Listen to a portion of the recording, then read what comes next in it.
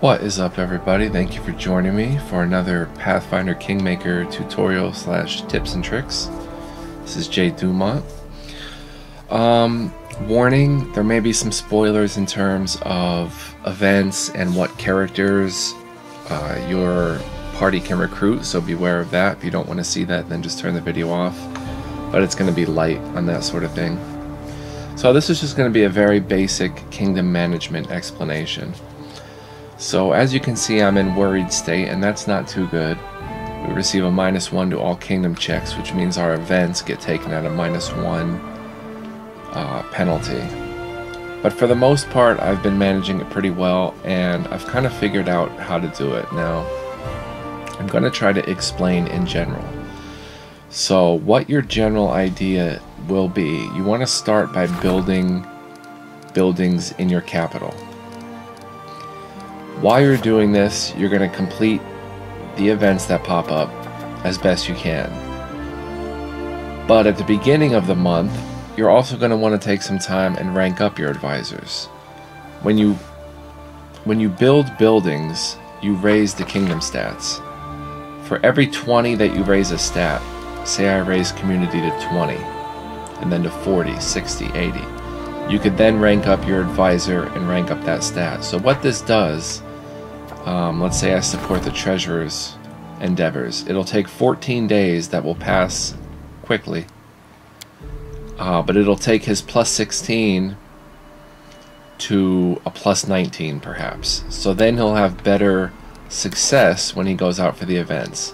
So you have to balance doing the events while also ranking up and building new buildings. So another thing that goes along with building is capturing territory. So there's regions. I've claimed, as you can see, the South Gnarl Marches. I have a settlement there. The more regions you claim, the more buildings you can build, as you see things I've built here.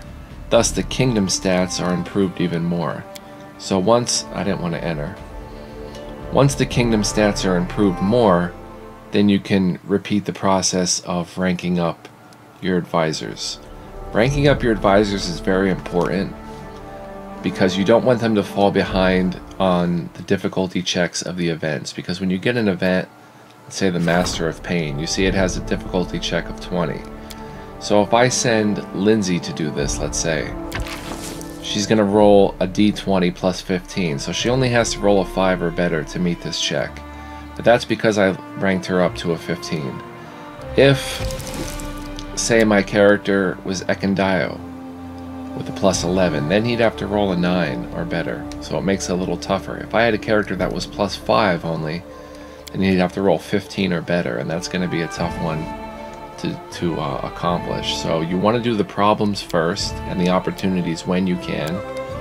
They're not necessary, but you want to take care of the problems as quickly as possible. I got into the worried state because I expanded my barony a little too fast, and if you gather lands too quickly, your barony becomes worried. So you want to expand at a steady pace and also build up your settlements at a steady pace. So once you've done that, you rank up your advisors. You also want to take time researching curses.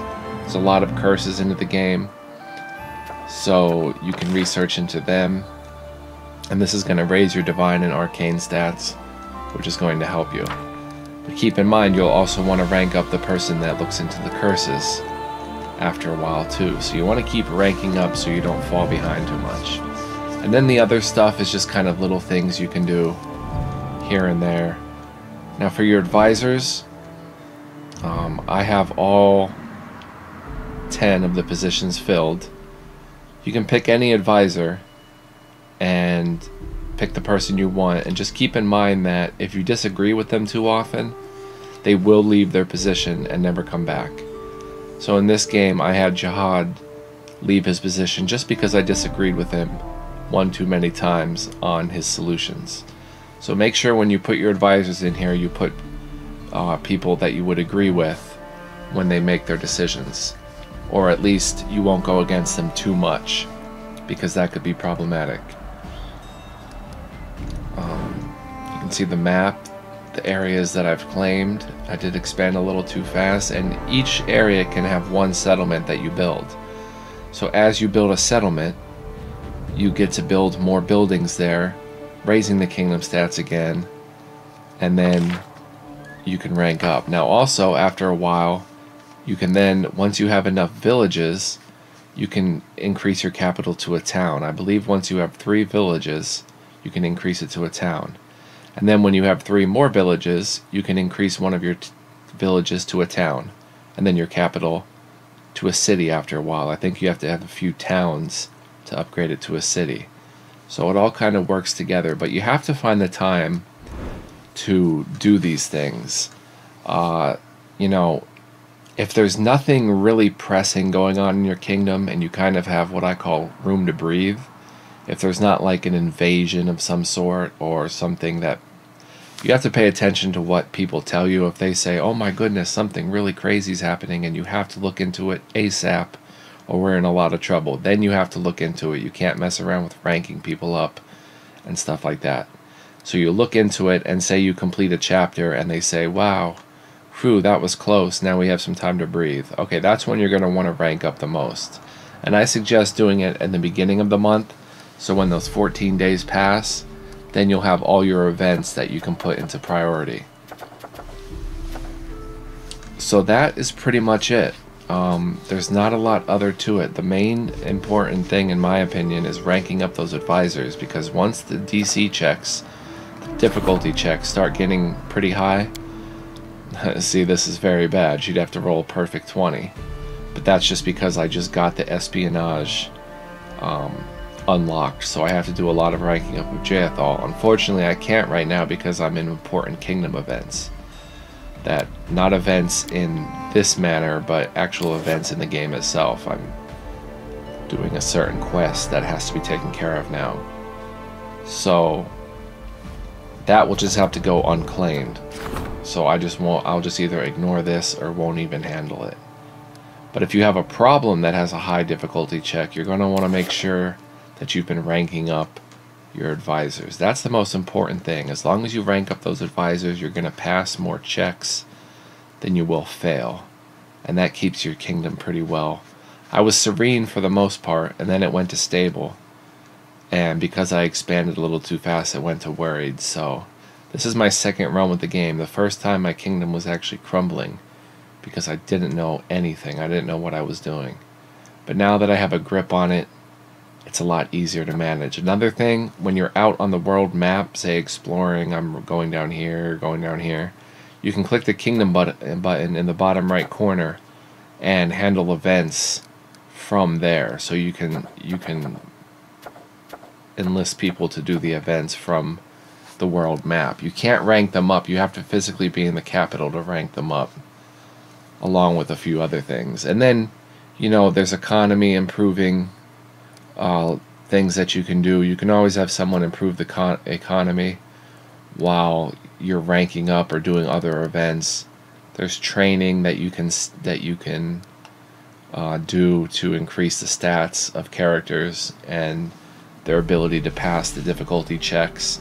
Of course, you want to look into the curses. Then there's other things which are like Regen Upgrades. You'll find these very much later in the game, but these are special things that, like, you know, can give you a +1 to armor class and saving throws when fighting in claimed regions. These aren't too important, but they're kind of like little boons that you can set up. And then these are the Regen Upgrades. You can upgrade a region on a certain path, and it will give you certain bonuses.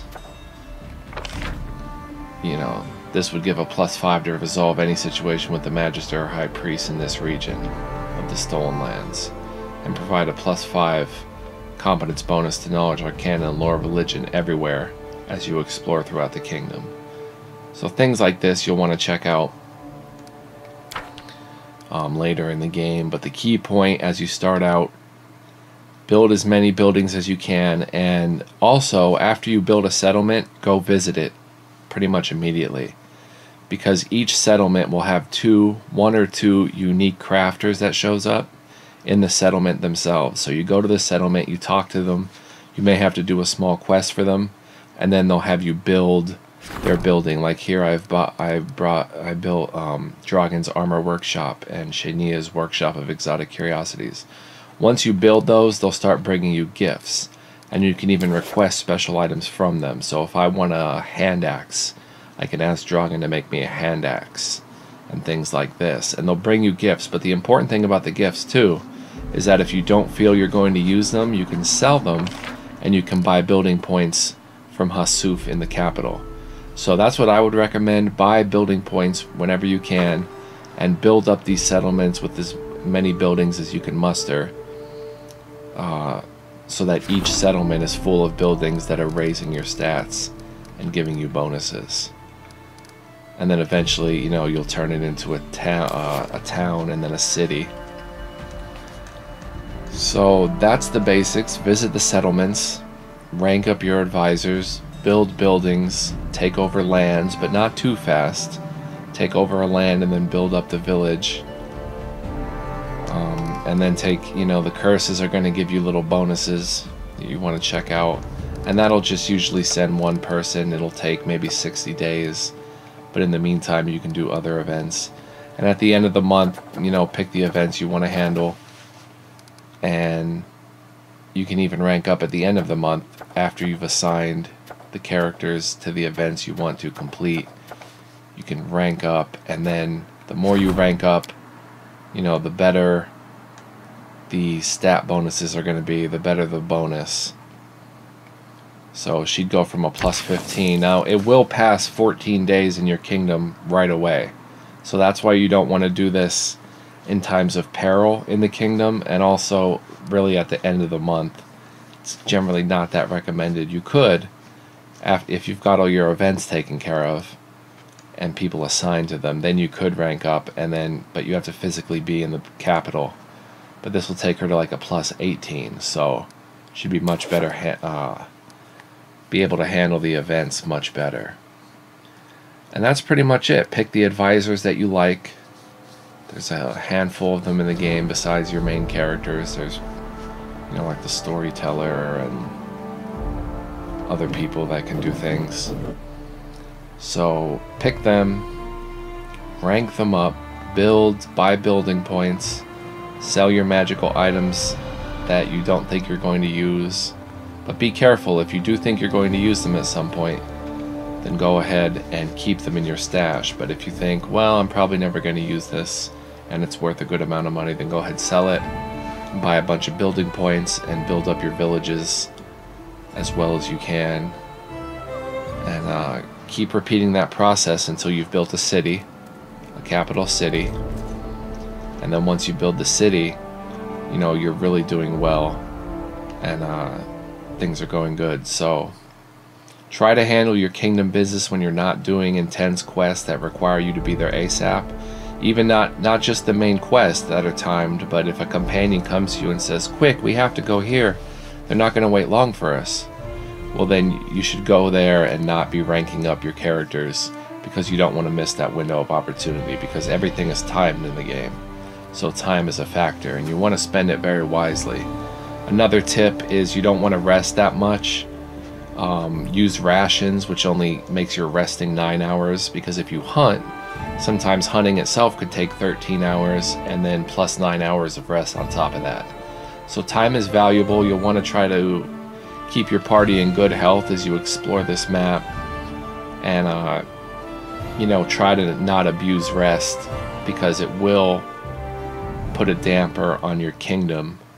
You'll be wasting very valuable time that you could have been building up your kingdom. So even doing all this, I haven't perfected it, obviously, because we're worried, but I'm not too worried about it, because if it gets any worse, you can do certain events that will cheer up the kingdom, and eventually, if you get enough successes, it'll go back up to the stable state. So this is just one notch under stable, which is worried. So that's pretty much all I have to say. I hope this helps some people. If you have any questions, you can ask me in the comments, and I'll respond as best I can.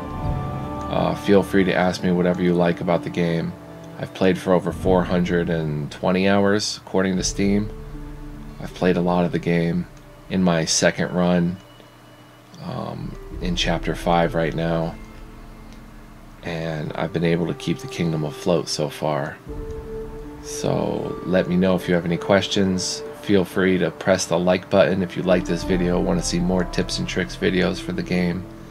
I think I figured some of it out. It is a very complex game, and it's a game that does take a while to figure out, and they don't really tell you enough. So it's going to be a lot of trial and error, but once you figure it out, it is very satisfying. And then it suddenly clicks, and all of a sudden you're doing a lot better. So I hope this helped. Let me know. I'll see you in the next J. Dumont RPG video. Thank you for joining me. Take care, everybody. Peace out. Good luck with your kingdoms.